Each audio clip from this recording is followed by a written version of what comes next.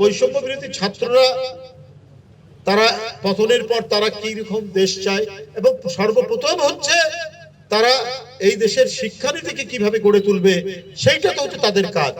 এখন বৈষম্য বিরোধী ছাত্ররা যদি প্রতিটা মিনিস্ট্রিতে একটা করে কমিটি করে তাহলে এইটা একটা রাষ্ট্রের যে ফাংশনাল একটা যে মানে আর্টিকুলেটেড যে একটা রাষ্ট্র, সে রাষ্ট্র তো হবে না, বিক্ষিপ্ত মানে বিপন্ন অবস্থা হবে।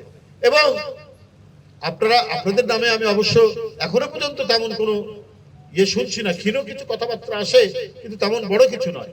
কিন্তু এটা যদি দেখে যে ছাত্ররা একটা মিনিস্ট্রিতে একটা কমিটি করে তারা চালাচ্ছে, ব্যবসায়ীরা সব আপনাদের পিছনে ছুটবে এবং আপনাদের বালিশের নিচে টাকা দিতে শুরু করবে এবং ক্রমাগত ভাবে আপনার করাপশনের দিকে নিয়ে যাবে। আপনাদের প্রধান দায়িত্ব হচ্ছে ক্যাম্পাসের সবুজ চত্বর।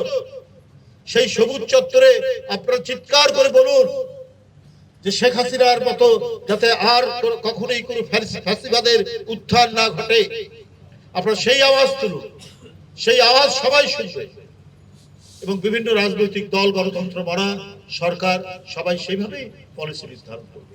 কিন্তু আপনারা যদি ডিসি অফিসের জন্য একটা কমিটি, এসপি অফিসের জন্য একটা কমিটি, জেলা পর্যায়ে বিভিন্ন প্রতিষ্ঠানের জন্য কমিটি, তখন সবাই তদবিরের জন্য আপনাদের কাছে ছুটবে এবং ব্যবসায়ী এবং অন্যান্য মানুষরা তার স্বার্থের জন্য দরকার হলে ঘুষ দুর্নীতির আশ্রয় নিয়ে আপনাদেরকে ওই দিকে ঠেলে দেবে।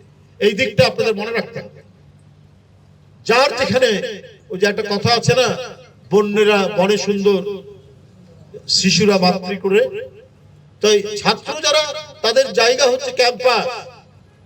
ক্যাম্পাসে আমাদের যে ঐতিহ্য, ভাষা আন্দোলন থেকে শুরু করে এদেশের বহু অর্জন এবং বহু নির্মাণের স্থপতি হচ্ছে ছাত্ররা।